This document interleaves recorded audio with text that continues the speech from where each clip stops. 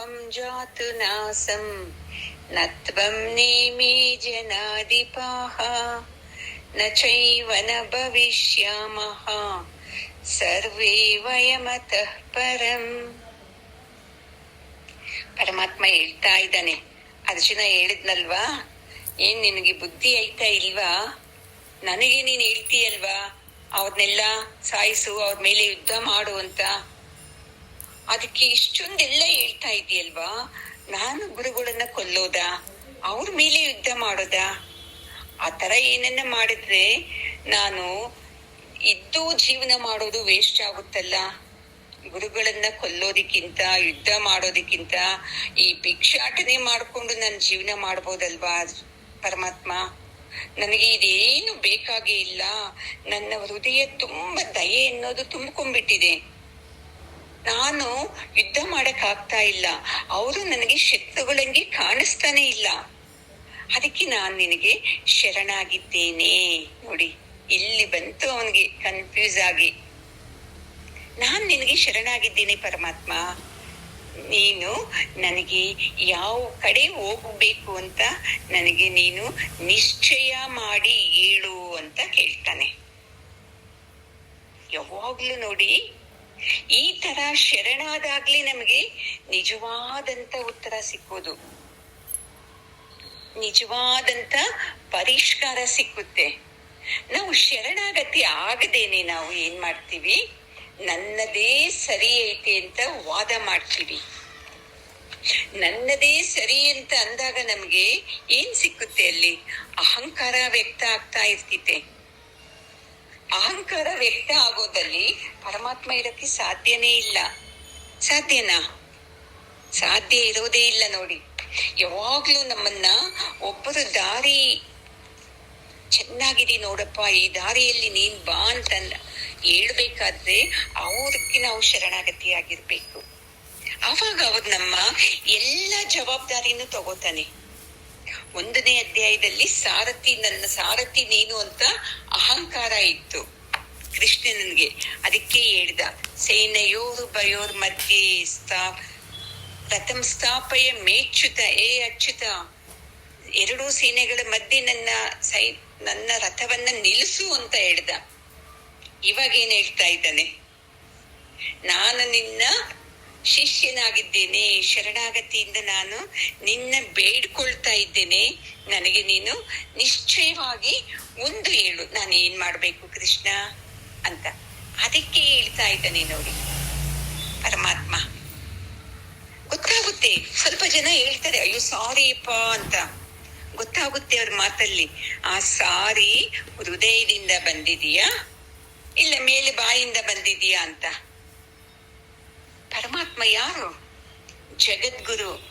ಅವನಿಗೆ ಯಾರು ಏನ್ ಮಾತಾಡಿದ್ರೇನು ಆ ಮಾತು ಎಲ್ಲಿಂದ ಬಂದಿದೆ ಅಂತ ಚೆನ್ನಾಗ್ ಗೊತ್ತಾಗುತ್ತೆ ನೋಡಿ. ಅದಕ್ಕೆ ತುಂಬಾ ಸಂತೋಷ ಆಗುತ್ತೆ ಅರ್ಜುನನ ಮೇಲೆ. ಯಾಕಂದ್ರೆ ಇವಾಗ್ಲಾದ್ರೂ ಅವನಿಗೆ ತಪ್ಪು ಗೊತ್ತಾಯ್ತಲ್ವ ತನ್ನದು.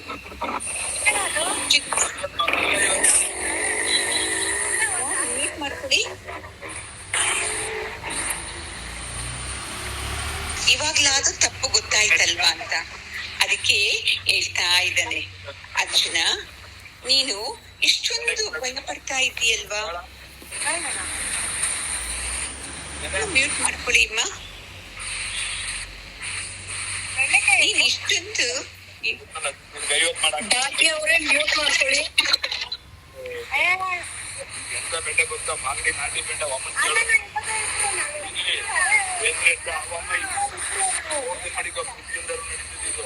ಏನಮ್ಮ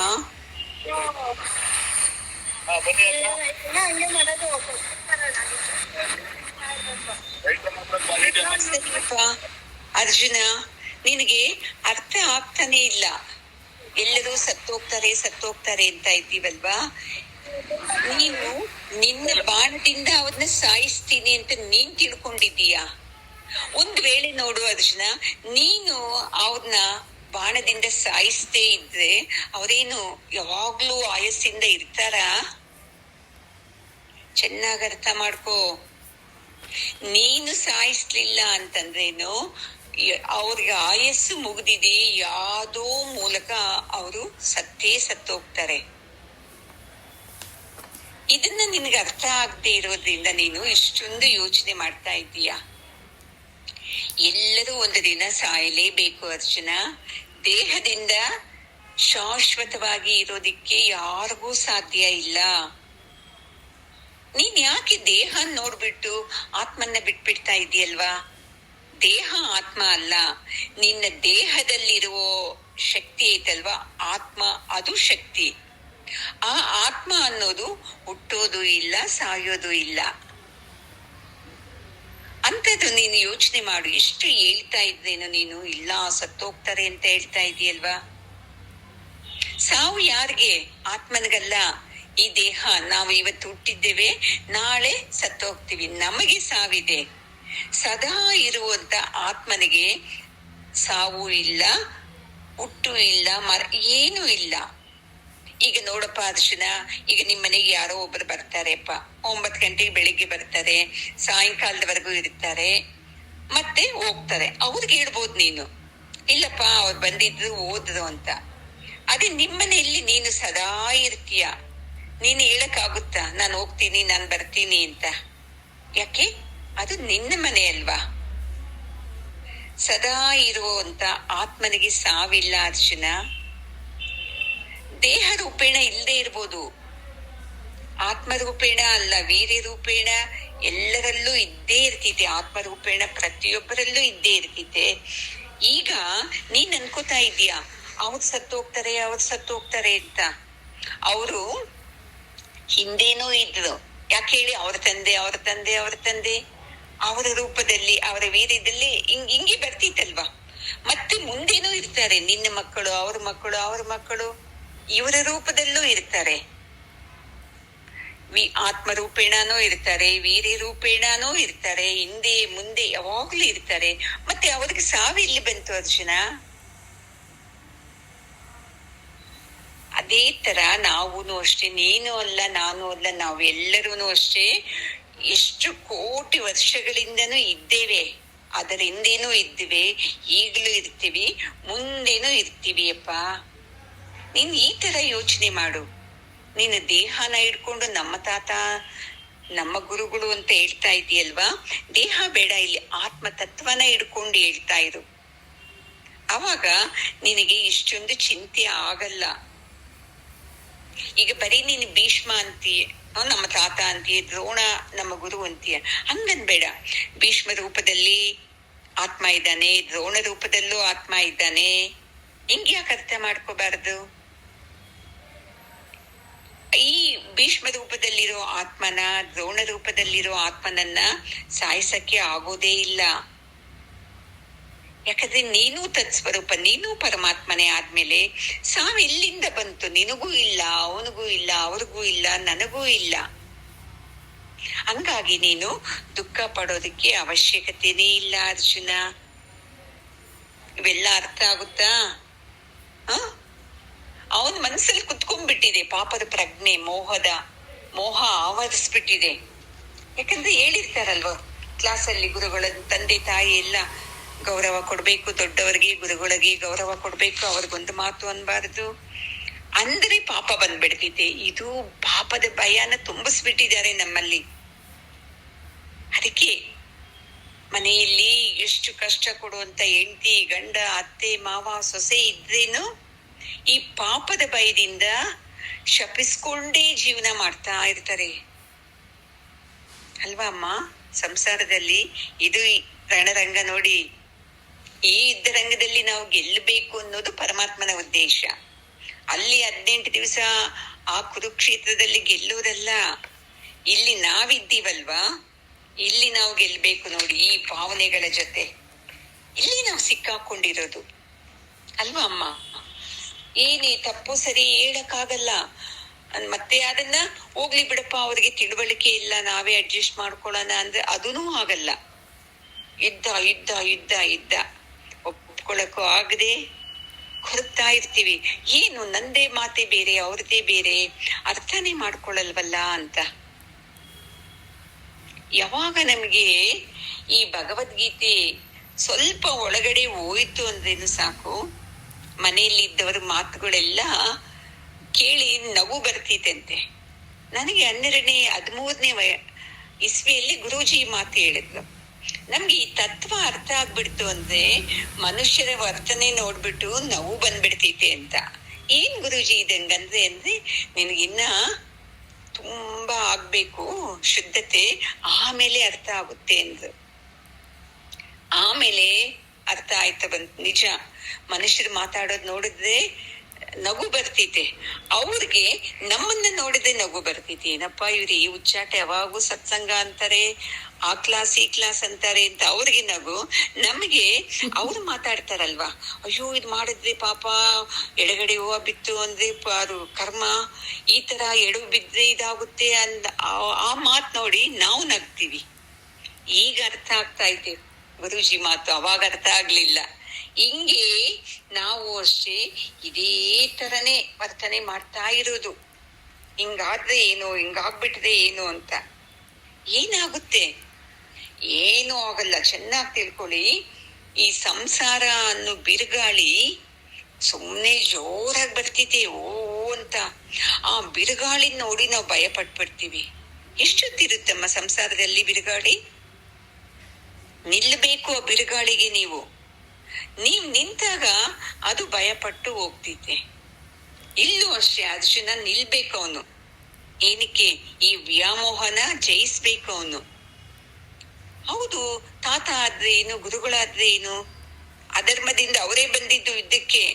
ನಾವೇನು ಯುದ್ಧ ಕೇಳಲೇ ಇಲ್ಲ. 5 ಹಳ್ಳಿ ಕೊಡು ಅಂದ್ರೇನು ಕೊಟ್ಟಿಲ್ಲ ಅವರು. ಇಲ್ಲ ನಾವು ಕೊಡಲ್ಲ ಅಂತ ಹೇಳಿದಕ್ಕೆ ಅಲ್ವಾ ಯುದ್ಧ ಮಾಡ್ತಾ ಇರೋದು. ಅಂತವ್ರನ್ನ ನೋಡಿ ಅರ್ಜುನ ಏನ್ ಮಾಡ್ಬೇಕು? ತಾಕತ್ತಿಂದ ನಿಂತ್ಕೋಬೇಕು. ಆಯ್ತು ಬಾ ಮಾಡ್ತೀನಿ ಅಂತ. ಮನೆಯಲ್ಲಿ ಏನ್ ಹೇಳ್ದ? ನಾನ ಯುದ್ಧ ಒಂದೇ ಚೆನ್ನಾಗಿ ನಾನೊಬ್ಬನೇ ಸಾಕು ಮಾಡಿ ಮುಗಿಸ್ಬಿಡ್ತೀನಿ ಅಂದ. ಅವಾಗ ಅಳ್ಳಿಲ್ಲ, ಅವಾಗ ರೋಷ ರೋಷ ರೋಷ ಇತ್ತು, ಕೋಪ ಇತ್ತು. ಸ್ವಲ್ಪ ದಿವಸ ಆಯ್ತು. ಯಾಕಂದ್ರೆ ಯುದ್ಧರಂಗ ಅಂದ್ರೆ ಸುಮ್ಮಿನ ಎಲ್ಲಾ ಸೇನೆನ ಎಲ್ಲ ಸೇರಿಸ್ಬೇಕು, ಅವ್ರಿಗೆ ಒಪ್ಪಿಸ್ಬೇಕು, ನಮ್ ಕಡೆ ಬಾ ಅನ್ಬೇಕು, ಅವ್ರ ಕಡೆ ಬೇಡ ಅನ್ಬೇಕು. ಇವೆಲ್ಲ ಎಲ್ಲ ಆಗಿ ಈಗ ಯುದ್ಧರಂಗಕ್ಕೆ ಬಂದ್ಮೇಲೆ ಏನ್ ಹೇಳ್ತಾ ಇದ್ದಾನೆ? ಕೃಷ್ಣನ್ಗೆ ಬೈತಾ ಇದ್ದಾನೆ, ಯುದ್ಧ ಬೇಡ ನನಗೆ ಅಂತ. ನಾವು ಹಂಗೆ ಅಲ್ವಾ? ಕೋಪದಲ್ಲಿದ್ದಾಗ ಏನ್ ನಮ್ಮನ್ನ ಹಿಡಿಯಕ್ಕೆ ಯಾರು ಆಗೋದೇ ಇಲ್ಲ. ಕೋಪ ಎಲ್ಲ ತೀರಿದ್ಮೇಲೆ ಅಯ್ಯೋ ನಾನು ಹಂಗ ಅನ್ಬಾರ್ದಾಗಿತ್ತು ಪಾಪ ಹಂಗನ್ನ ಬರ್ತಿದ್ದೆ. ಇಲ್ಲ ಅಂತಂದ್ರೆ ಆ ವ್ಯಕ್ತಿಗಳ ಮೇಲೆ ಕೋಪ ಇತ್ತಲ್ವಾ, ಆ ವ್ಯಕ್ತಿಗಳೇ ನಮ್ಮ ಹತ್ರ ನೈಸಾಗಿ ಮಾತಾಡಿ ಏನೋ ಒಂದು ವಸ್ತು ತಂದ್ಕೊಡೋದು, ಎಲ್ಲೋ ನಮ್ಮನ್ನ ಕರ್ಕೊಂಡು ಹೋಗೋದು, ಏನೋ ಮಾಡ್ಬಿಟ್ರೆ ಸಾಕು, ಮತ್ತೆ ನಮ್ದು ಕೋಪ ಎಲ್ಲ ಕರಗೋಗ್ಬಿಡ್ತಿದೆ. ಅಯ್ಯೋ ಪಾಪ ಏನೇನ್ ಬೈಕೊಂಡ್ಬಿಟ್ಟಿ ಅಲ್ವಾ, ಎಷ್ಟು ಒಳ್ಳೆ ನೋಡು, ಮತ್ತೆ ಸೀರೆ ತಂದ್ಕೊಟ್ಟಿದ್ದಾರೆ, ಮತ್ತೆ ನನ್ನ ಹೊರಗಡೆ ಪಿಕ್ನಿಕ್ ಕರ್ಕೊಂಡು ಹೋಗಿದ್ದಾರೆ. ನೋಡಿ, ಯಾರಿರೋದು ದ್ವಂದ್ವದಲ್ಲಿ? ನಾವಿರೋದು ಅರ್ಜುನಂತರ. ನಿಶ್ಚಲ ಇಲ್ವೇ ಇಲ್ಲ. ಅಷ್ಟೊಂದು ವ್ಯಾಮೋಹ. ಪರಮಾತ್ಮ ಅಷ್ಟು ಹೇಳ್ತಾ ಇದ್ದಾನೆ ಅಂದ್ರೇನು ಅವಂದು ವ್ಯಾಮೋಹ ಹೋಗ್ತಾನೇ ಇಲ್ಲ. ನೋಡಪ್ಪ ಅರ್ಜುನ, ಈ ಭೀಷ್ಮ ಅನ್ನೋ ಆತ್ಮ, ದ್ರೋಣ ಅನ್ನೋ ಆತ್ಮ ನಿನ್ನ ಸಹೋದರರು ಅಂತ ಏನೇನೋ ಹೇಳ್ತೀಯಲ್ಲ, ಆ ಆತ್ಮಗಳೆಲ್ಲ ಆಯಸ್ ಎಷ್ಟು ತಂದಿದೆ ಗೊತ್ತಾ ಈ ಭೂಮಿ ಮೇಲೆ? 70 ವರ್ಷ, 80 ವರ್ಷ, 100 ವರ್ಷ, 120 ವರ್ಷ, ಇಷ್ಟು ಆಯಸ್ ತಗೊಂಡ್ ಬಂದಿದೆ. ಆಮೇಲೆ ಕರ್ಮಕ್ಕನುಸಾರ ಪಾಪ ಪುಣ್ಯ ಎಲ್ಲ ತಗೊಂಡ್ ಬಂದಿದೆ ಈ ದೇಹ. ಅಷ್ಟವರೆಗೂ ಇರ್ತಿದೆ, ಆಮೇಲೆ ದೇಹ ಹೋಗ್ಬಿಡ್ತಿದೆ. ನಿತ್ಯ ಪ್ರಯಾಣ ಮಾಡುತ್ತೆ ಜೀವ, ಈ ಆತ್ಮ. ಇದಕ್ಕೆ ಸಾವೇ ಇಲ್ಲ ಅರ್ಜುನ. ಆತ್ಮ ತಗೊಂಡ್ ಬಂದಿಲ್ಲ ಈ ದೇಹನ, ಪುಣ್ಯ ಕರ್ಮನೆಲ್ಲ. ಈ ದೇಹ ತಗೊಂಡ್ ಬಂದಿರೋದೆಲ್ಲ, ಇಷ್ಟು ಪುಣ್ಯ, ಇಷ್ಟು ಕರ್ಮ, ಇಷ್ಟು ಪುಣ್ಯ, ಇವೆಲ್ಲಾನು ಅಂತ ಹೇಳ್ಬಿಟ್ಟು. ಅಂತ ಇದಕ್ಕೆ ನೀನ್ ಯಾಕಪ್ಪ ಇಷ್ಟೊಂದು ಚಿಂತೆ ಮಾಡ್ತಾ ಇದೀಯಾ ಅಂದಾಗ ಕೃಷ್ಣ ಅರ್ಥನೇ ಆಗ್ಲಿಲ್ಲ ಅವನಿಗೆ. ಮತ್ತೆ ಇವನು ಯೋಚನೆ ಮಾಡ್ತಾ ಕೃಷ್ಣನ್ ಮುಖ ನೋಡ್ತಾನೆ. ಅವಾಗ ಕೃಷ್ಣನ್ಗೆ ಅರ್ಥ ಆಯ್ತು, ಇವನಿಗೆ ಇನ್ನೂ ಹೋಗ್ತಾನೆ ಇಲ್ಲ ನಾನು ಹೇಳಿದ್ದು ಒಂದೂನು ಅಂತ ಹೇಳಿ ಇನ್ನೊಂದು ಮಾತು, ಇನ್ನೊಂದು ಉಪಾಯದ ಮೂಲಕ ಹೇಳೋಣ ಅಂತ ಮತ್ತೆ ಹೇಳ್ತಾ ಇದ್ದಾನೆ. ದೇಹಿನೋಸ್ಮಿನ್ ಯಥಾ ದೇಹಿ ಕೌಮಾರಂ ಯೌವನಂ ಜರ ತಥಾ ದೇಹಾಂತರ ಪ್ರಾಪ್ತಿ ಧೀರಸ್ತತ್ನ ಮುಹ್ಯತಿ. ನೋಡಪ್ಪ ಅರ್ಜುನ, ನೀನು ಇಷ್ಟಕ್ಕೆ ಇಷ್ಟೊಂದು ಯೋಚನೆ ಮಾಡ್ತಾ ಇದ್ದೀಯಲ್ವಾ? ಈ ದೇಹದಲ್ಲಿ ಇದಾನಲ್ವಾ ಈ ಆತ್ಮ.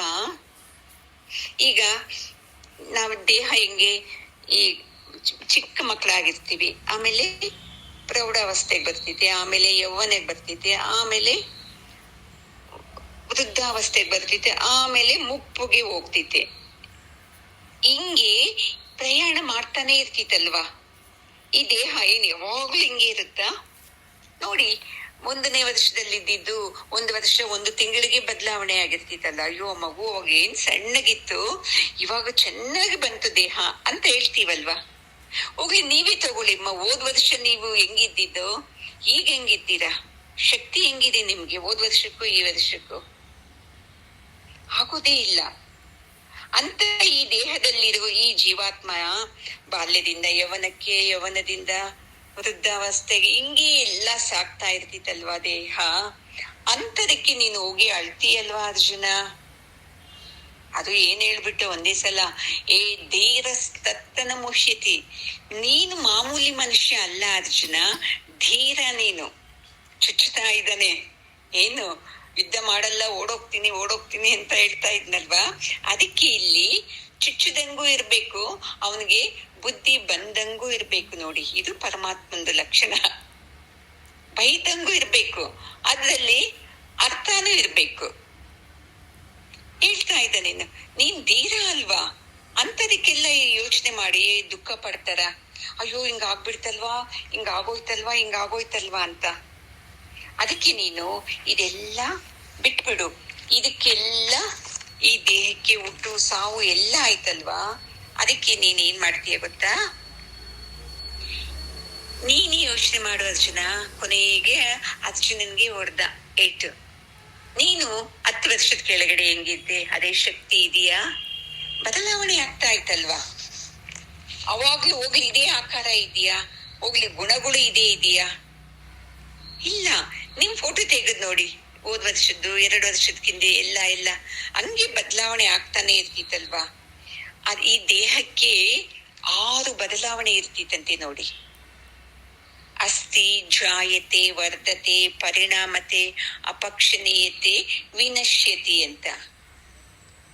ಈ 6 ವಿಕಾರಗಳು ಇದೆ ಈ ದೇಹಕ್ಕೆ. ಅಂತ ದೇಹನ ನೋಡ್ಕೊಂಡು ನೀನು ಇಷ್ಟೊಂದು ದುಃಖ ಪಡೋದು ತಪ್ಪು. ಅದಕ್ಕೆ ನೀನು ಇದನ್ನ ಬಿಟ್ಬಿಟ್ಟು ಇದರ ಒಳಗಡೆ ಇದೆ ಇಲ್ವಾ, ದೇಹದ ಒಳಗಡೆ ಇರುವಂತ ಈ ಆತ್ಮನ್ನ ನೋಡು ನೀನು. ಆವಾಗ ಆತ್ಮನ್ನ ನೋಡಿದಾಗ ನಿನಗೆ ಈ ದೇಹ ನಮ್ಮ ತಾತ, ನಮ್ಮ ಗುರುಗಳು ಅನ್ನೋ ವ್ಯಾಮೋಹ ಹೋಗುತ್ತೆ ಅಂತ ಹೇಳ್ತಾನೆ. ನೀನು ಎಷ್ಟು ಹೇಳಿದ್ರೇನೋ ಅರ್ಜುನನ್ಗೆ ಏನಾಗ್ತಾ ಇದೆ, ಹೋಗ್ತಾನೆ ಇಲ್ಲ. ಅವನ್ ಮನಸ್ಸಲ್ಲಿ ಕುತ್ಕೊಂಡ್ಬಿಟ್ಟಿದೆ ನಮ್ಮ ತಾತ, ನಮ್ಮ ಗುರುಗಳು, ನಮ್ಮ ನೆಂಟರು ಅಂತ. ಇಲ್ಲಿ ಶಿಷ್ಯ ಹಿಂಗೆ ಮೂಡನಾಗಿ ಮಾತಾಡ್ತಾ ಇರ್ತಾನೆ. ಗುರುವಾದವನಿಗೆ ಏನಿರ್ಬೇಕು? ಎಚ್ಚರ ಇರ್ಬೇಕು ಸದಾ. ಗೊತ್ತಾಗ್ತಾ ಇರ್ತಿದೆ ಯಾವ ಮೂಡಲ್ಲಿ ಹಿಂಗೆ ಮಾತಾಡ್ತಾನೆ ಅಂತ. ಹಂಗಂತ ಅಯ್ಯೋ ಇವನು ಮೂಡ ಹಿಂಗ್ ಮಾತಾಡ್ತಾನೆ ಅಂತ ಬಿಡ್ಬಾರ್ದು. ತಪ್ಪು ತಿದ್ದಬೇಕು. ನೋಡಿ, ಮೊನ್ನೆ ಟೂರ್ ಹೋಗಿದ್ದಾಗ್ಲೂ ಅಷ್ಟೇ, ತಪ್ಪು ಮಾಡುವಾಗ ತಿದ್ದುತ್ತಾ ಇದ್ರೆ ಅವ್ರವ್ರು ಅನ್ಕೋತಾರೆ, ಅಯ್ಯೋ ಹಂಗ್ ಬೈಬಾರ್ದಾಗಿತ್ತಪ್ಪ ಪಾಪ ಅವ್ರಿಗೆ ಅಂತ. ಏನ್ ಪಾಪ ಅವ, ಏನ್ ಪುಣ್ಯ? ತಪ್ಪು ಮಾಡುವಾಗ ತಿದ್ದೋದು ಪಾಪನ ಅದು? ಈಗ ಒಂದು ಮಾತು ಹೇಳ್ತೀನಿ. ಈಗ ನಿಮ್ಮ ಮನೆಯಲ್ಲಿ ನೀವು ಮಕ್ಕಳಿಗೆ ಎಷ್ಟು ಪ್ರೀತಿ ಕೊಡ್ತೀರಾ, ಯಾವಾಗ್ಲೂ ಪ್ರೀತಿಯಿಂದನೇ ಇರ್ತೀರಾ ನೀವು. ತಪ್ಪು ಮಾಡಿದಾಗ ಬೈಯಲ್ವಾ ನೀವು? ಬೈಯಲ್ವಾ? ಬೈತೀರಾ? ಕೆಟ್ಟ ಮಾತೆಲ್ಲ ಬೈತೀರಲ್ವಾ? ಬೈಯಲ್ವಾ?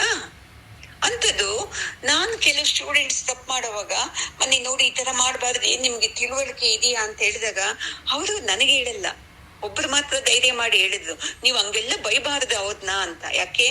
ನಮ್ಮನ್ನು ಬೈಬಾರ್ದು, ಇಂಡೈರೆಕ್ಟ್ ಆಗಿ ಅವ್ರನ್ನ ಬೈಬೇಡಿನು ಸರಿ, ಅದು ಹಂಗೆ ನಮ್ಮನ್ನು ಬೈಬಾರ್ದು ಅಂತ ಏನ್ ಗೊತ್ತಿಲ್ವಾ ನನಗಷ್ಟು? ನೀವಾಗ್ಲಿ ಯಾರಾಗ್ಲಿ ಎಲ್ಲರಿಗೂ ಒಂದೇನೆ ಅಲ್ವಾ?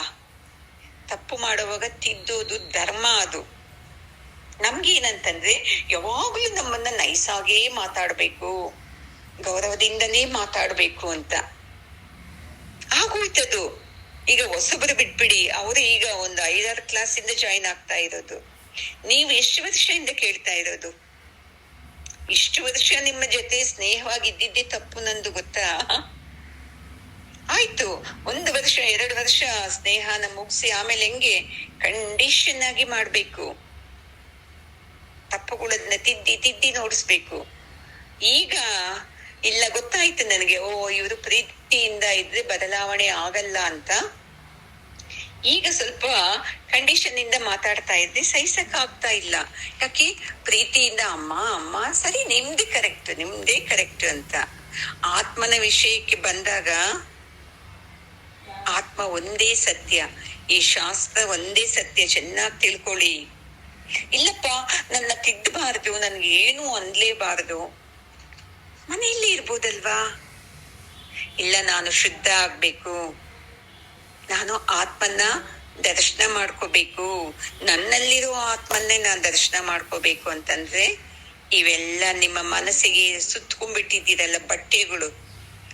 ಪಾಪ ಪುಣ್ಯ ಕರ್ಮ, ಅವ್ರು ಹಿಂಗೆ ಹೇಳಿದ್ರು, ಇವ್ರು ಹಿಂಗೆ ಹೇಳಿದ್ರು, ಇದು ಸತ್ಯ ಅದು ಸತ್ಯ, ಹಿಂಗೇ ಮಾಡ್ಬೇಕು, ಈ ತರಾನೇ ನಿಯಮ ಮಾಡ್ಬೇಕು, ಈ ತರಾನೇ ಪೂಜೆ ಮಾಡ್ಬೇಕು, ಏನೇನ್ ಸುತ್ಕೊಂಡಿದ್ದೀರಲ್ವಾ ಅವನ್ನೆಲ್ಲ ಒಂದೊಂದೇ ಬಿಚ್ತಾ ಬರ್ಬೇಕು. ಆವಾಗ ನೋಡ್ಕೊಳ್ಳಿ, ನಿಮ್ಮ ಒಳಗಡೆ ಇರುವಂತ ಆತ್ಮನ ದರ್ಶನ ನಿಮ್ಗಾಗುತ್ತೆ.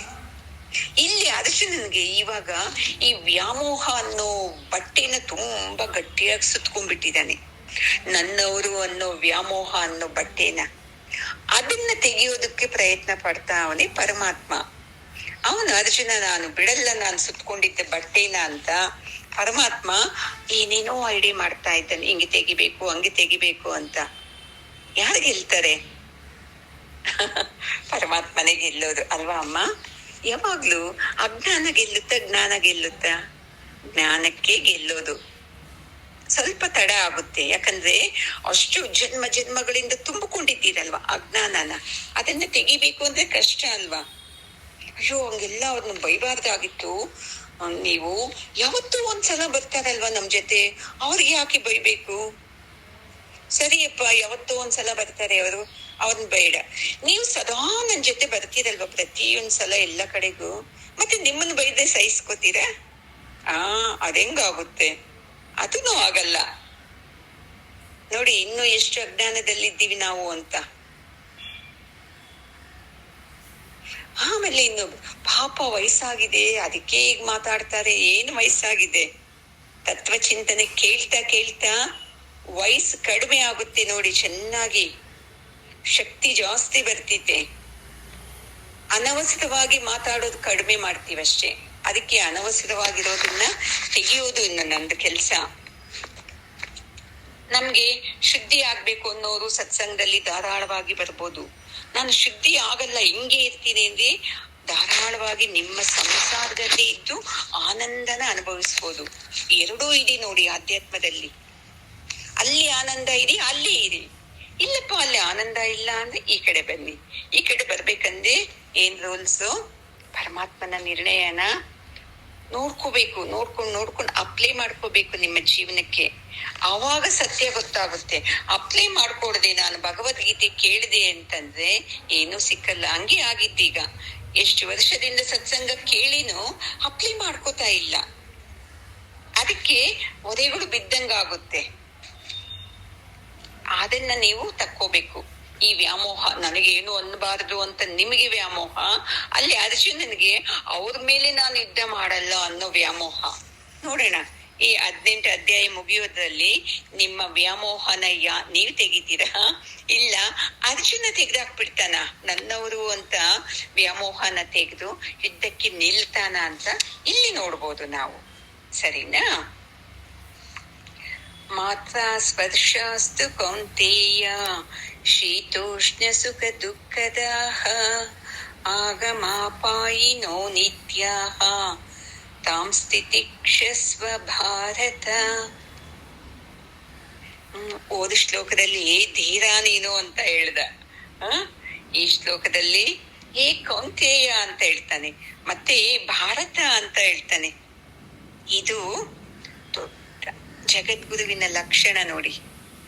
ಏ ಚಿನ್ನು ಅನ್ನೋದು ಎರಡು ಮಾತು ಬೈಯೋದು, ಏ ಪುಟ್ಟ ಅನ್ನೋದು ಎರಡು ಮಾತು ಬೈಯೋದು. ಮನಸ್ಸು ಚಿನ್ನು ಅಂದಾಗ ಆಹಾ ನನ್ನ ಚಿನ್ನು ಅಂದ್ಬಿಟ್ರು ಅಂತ ಖುಷಿ ಆಗುತ್ತೆ, ಮತ್ತೆ ಎರಡು ಮಾತು ಅಂದಾಗ ಕುಗ್ಗೋಗುತ್ತೆ. ನೋಡಿ ಹೆಂಗಿದೆ ಪರಮಾತ್ಮಂದು ನಾಟಕ.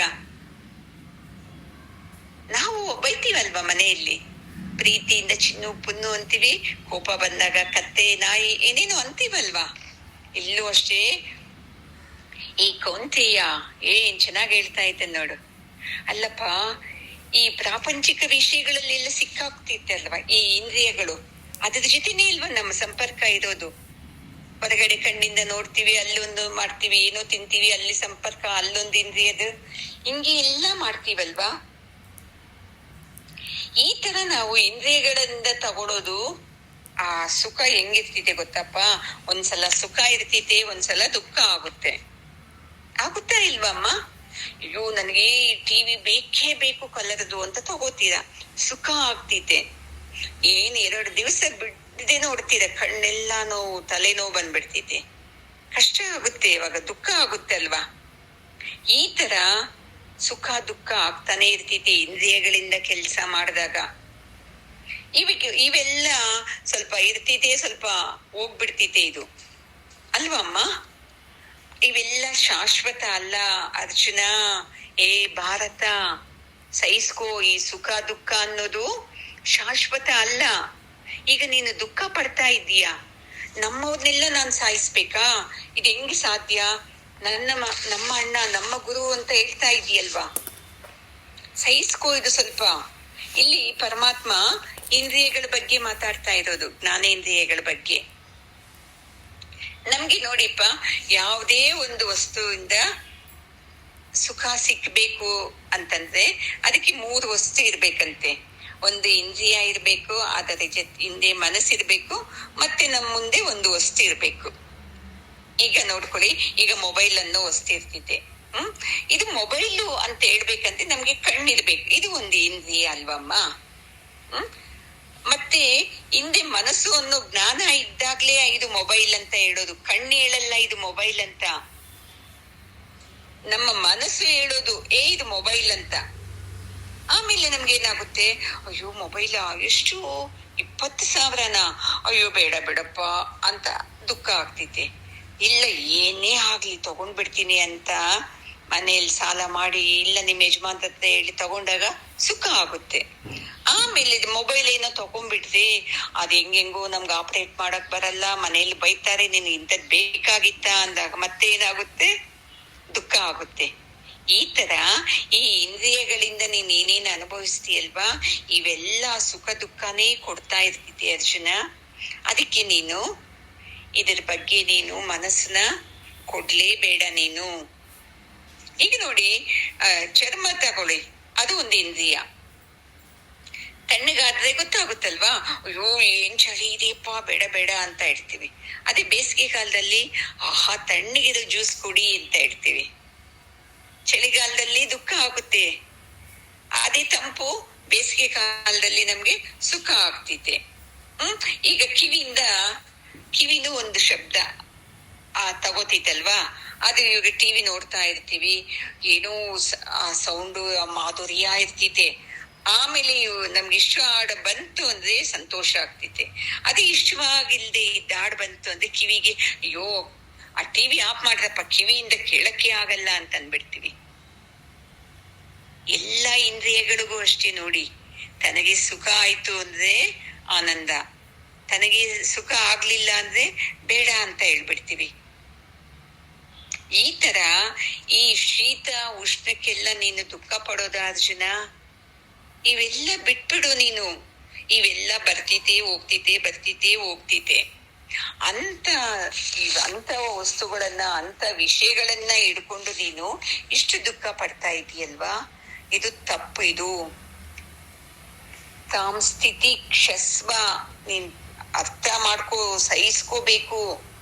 ನಮ್ಮ ತಾತ ನಮ್ಮ ಅಜ್ಜ ಅಂತ ಏನೇನೋ ಅನ್ಕೋತಾ ಇದೀಯಲ್ವಾ, ಇದೆಲ್ಲಾನು ಬಿಟ್ಬಿಡು ನೀನು. ಇದನ್ನ ಸಹಿಸ್ಕೋಬೇಕು. ಸಹಿಸ್ಕೊಂಡು ನೀನೇನ್ ಮಾಡ್ಬೇಕು, ಯುದ್ಧ ಮಾಡ್ಬೇಕು. ಹೆಂಗೆ ಹುಟ್ಟೋದು ಸಾಮಾನ್ಯನೋ ಸಾಯೋದು ಸಾಮಾನ್ಯನೇ ಅರ್ಜುನ. ಇದು ನಿನ್ಗೆ ಅರ್ಥನೇ ಆಗ್ತಾ ಇಲ್ಲಪ್ಪ. ನೀನು ಸಾಯಿಸದೇನೆ ಸಾಯ್ತಾರೆ ಅಂತ ಅನ್ಕೋಬೇಡ. ನೀನು ಸಾಯಿಸದೇ ಇದ್ದರೇನೋ ಸತ್ತೋಗ್ತಾರೆ ನೋಡಿ. ಚೆನ್ನಾಗಿ ತಿಳ್ಕೊಳ್ಳಿ ನೀವು.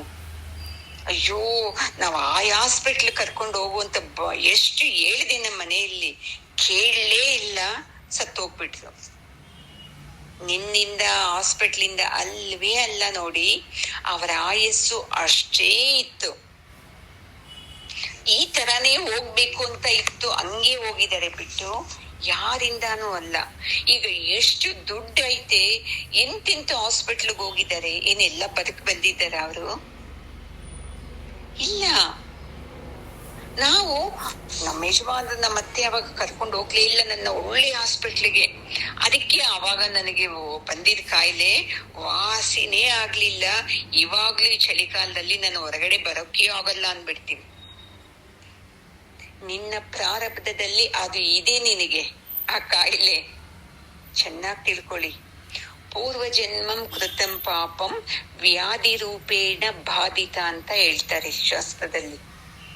ನಾವು ಯಾವ್ಯಾವ ಜನ್ಮದಲ್ಲಿ ಮಾಡಿದ ಕರ್ಮಗಳು ಈ ಜನ್ಮದಲ್ಲಿ ಕಾಯಿಲೆ ರೂಪದಲ್ಲಿ ನಮ್ಮನ್ನ ಬಾಧಿಸುತ್ತೆ. ಅವನ್ನ ಹೆಂಗೆ ಹೋಗಿಸ್ಲಾಡ್ಸ್ಕೊಡೋದು ಅಂದ್ರೆ, ಕೆಲವು ನಿಯಮಗಳು ಹೇಳ್ತಾರೆ, ಅದು ಮಾಡಿ ಇದು ಮಾಡಿ ಅಂತ. ಅದರ ಜೊತೆಯಲ್ಲಿ ಈ ಜ್ಞಾನ ಇರ್ಬೇಕು ನೋಡಿ. ಈ ತಿಳುವಳಿಕೆ ಇತ್ತು ಅಂದ್ರೆ ಅವಾಗ ಅತ್ತಿನ ಗಂಡನ್ನ ಬೈಕೊಳಕ್ ಹೋಗಲ್ಲ ನಾವು. ನನ್ನ ಪ್ರಾರಬ್ಧದಲ್ಲಿ ಇದೆ, ಇದನ್ನ ನಾನು ನೋಡೋ ದೃಷ್ಟಿನ ಬದಲಾವಣೆ ಮಾಡ್ಕೋಬೇಕು ಅಂತ ಬಂತು ಅಂದ್ರೆ ನಾವು ಆನಂದವಾಗಿರ್ತೀವಿ. ಈ ಭಗವದ್ಗೀತೆ ಈ ಜ್ಞಾನ ನಮ್ಮಲ್ಲಿ ಹೋಗ್ಲಿಲ್ಲ ಅಂದ್ರೆ ನನ್ನ ದುಃಖಕ್ಕೆ ಅವ್ರ ಕಾರಣ, ಇವ್ರ ಕಾರಣ, ನನ್ನ ಸುಖಕ್ಕೆ ನಾನ್ ಮಾಡಿದ ಪೂಜೆ ಕಾರಣ, ಪುಣ್ಯ ಕಾರಣ ಅಂತ ಹೇಳ್ತೀವಿ. ಅರ್ಜುನ ಇದು ಅದೇ ಹೇಳ್ತಾ ಇರೋದು, ನನ್ನಿಂದ ಅವ್ರು ಸತ್ತೋಗ್ತಾರೆ, ನನ್ನಿಂದ ಅವ್ರು ಸತ್ತೋಗ್ತಾರೆ ಅಂತ. ಯಾರಿಂದನೂ ಯಾರು ಸತ್ತೋಗೋದಿಲ್ಲ. ಅದಕ್ಕೆ ನೀನು ಧೈರ್ಯವಾಗಿರ್ಬೇಕು. ನೀನು ಸೂಕ್ಷ್ಮ ರೂಪದ ದೇಹ, ನಿನಗೆ ಸಾವಿಲ್ಲ, ನಿನಗೆ ಯಾವಾಗ್ಲೂ ಇರ್ತೀಯ ನೀನು ಅಂತ ಆತ್ಮ ತತ್ವದ ಬಗ್ಗೆ ಪರಮಾತ್ಮ ಹೇಳ್ತಾ ಇದ್ದಾನೆ. ಅದಕ್ಕೆ ಯಾಕೆ ಅಳ್ತಾ ಇದೀಯಾ ಅರ್ಜುನ, ಅಳಬೇಡಪ್ಪ ಅಂತ ಮತ್ತೇನು ಸಮಾಧಾನ ಮಾಡ್ತಾನೆ. ಗುರುಗಳು ಹಂಗೆ ಇಲ್ವಾ, ಬೈಬೇಕು ಮತ್ತೆ ಹಂಗಲ್ಲ ಹಿಂಗೆ ಅಂತ ಸಮಾಧಾನ ಮಾಡ್ಬೇಕು. ಇದು ಜಗದ್ಗುರು ಅಲ್ವಾ, ಹೆಂಗೆ ಒಂದು ಕ್ಷಣದಲ್ಲೇ ಯಾಮಾರಿಸ್ಬಿಡ್ತಾನೆ, ಒಂದು ಕ್ಷಣದಲ್ಲೇ ದುಃಖ ತರಿಸ್ಬಿಡ್ತಾನೆ, ಒಂದು ಕ್ಷಣದಲ್ಲೇ ಅಯ್ಯೋ ಪರಮಾತ್ಮ ನಮ್ಮವರು ಅಂತ ಅನ್ನೋ ತರ ಮಾಡ್ಬಿಡ್ತಾನೆ. ಅದಕ್ಕೆ ನಾವು ಯಾವಾಗ್ಲೂ ಈ ಶೀತ ಉಷ್ಣನ ಹೆಂಗೆ ಸಹಿಸ್ಕೋತೀವೋ, ಬೇಸಿಗೆಯಲ್ಲಿ ಬಿಸಿನ ಸಹಿಸ್ಕೋತೀವಲ್ವಾ, ಅಯ್ಯೋ ಬೇಸಿಗೆ ಬಿಸ್ಲಪ್ಪ ಅಂತ ಹೇಳ್ತೀವಿ, ಇರ್ತೀವಲ್ವ ಅಷ್ಟು ತಿಂಗಳು. ಚಳಿಗಾಲದಲ್ಲೂ ಸಹಿಸ್ಕೋತೀವಲ್ಲ ಚಳಿನ. ಅದೇ ತರ ನಮ್ಮ ಜೀವನದಲ್ಲಿ ಬರುವಂತ ಸುಖ ದುಃಖಗಳನ್ನ ನಾವು ಸಹಿಸ್ಕೋಬೇಕು. ಇವು ಶಾಶ್ವತ ಅಲ್ಲ ಅನ್ನೋದು ನಿಮ್ಮಲ್ಲಿರ್ಬೇಕು. ದುಃಖ ಬಂದಾಗ ಅಯ್ಯೋ ನನಗ್ ಬಂದ್ಬಿಡ್ತಲ್ವಾ, ನನ್ ಜೀವನ ಏನಾಯ್ತು ಅನ್ಕೋಬಾರ್ದು. ಸ್ವಲ್ಪ ದಿವಸನೇ ದುಃಖ. ಮತ್ತೆ ಸುಖ ಬಂದಾಗ್ಲೂ ಅಹಂಕಾರ ಪಡಬಾರ್ದು. ಆಹಾ ನನಗೆಲ್ಲ ಸಿಕ್ಬಿಡ್ತು ನೋಡು, ನಮ್ಮ ಎದುರ ಮನೆಯಲ್ಲ ಅವ್ರಿಗೇನು ಇಲ್ಲ, ಅದೂನು ತಪ್ಪು. ಎರಡೂನು ಶಾಶ್ವತ ಅಲ್ಲ. ಮತ್ತೆ ಯಾವ ಕ್ಷಣಕ್ಕೆ ನಾನು ಕೆಳಕ್ ಹೋಗ್ತೀನೋ ಅಂತ ಇರ್ಬೇಕು. ಹಣ ಚಂಚಲೆ ಅಂತೆ ಲಕ್ಷ್ಮಿಗೆ ಹೇಳೋದು. ಇವತ್ತು ನಿನ್ನ ಹತ್ರ, ನಾಳೆ ಅವ್ರ ಹತ್ರ. ಅಂತದನ್ನ ನೋಡ್ಕೊಂಡು ನಾವು ಅರ್ಜುನ ದುಃಖ ಪಡೋ ತರ ನಾವು ಪಡಬಾರದು, ಸರಿನಾ? ಓಂ ಪೂರ್ಣಮದ ಪೂರ್ಣಮಿದಂ ಪೂರ್ಣಾತ್ ಪೂರ್ಣಮುದಚ್ಯತೆ ಪೂರ್ಣಸ್ಯ ಪೂರ್ಣಮಾದಾಯ ಪೂರ್ಣಮೇವಾವಶಿಷ್ಯತೆ. ಓಂ ಶಾಂತಿ ಶಾಂತಿ ಶಾಂತಿ. ಹರಿ ಓಂ. ಶ್ರೀ ಗುರುಭ್ಯೋ ನಮಃ. ಹರಿ ಓಂ. ಗುರುಗಳ ಪಾದಕ್ಕೂ ಜಗದ್ಗುರು ಕೃಷ್ಣನ ಪಾದಕ್ಕೂ ನಮಸ್ಕಾರ ಮಾಡ್ಕೊಳ್ಳೋಣ.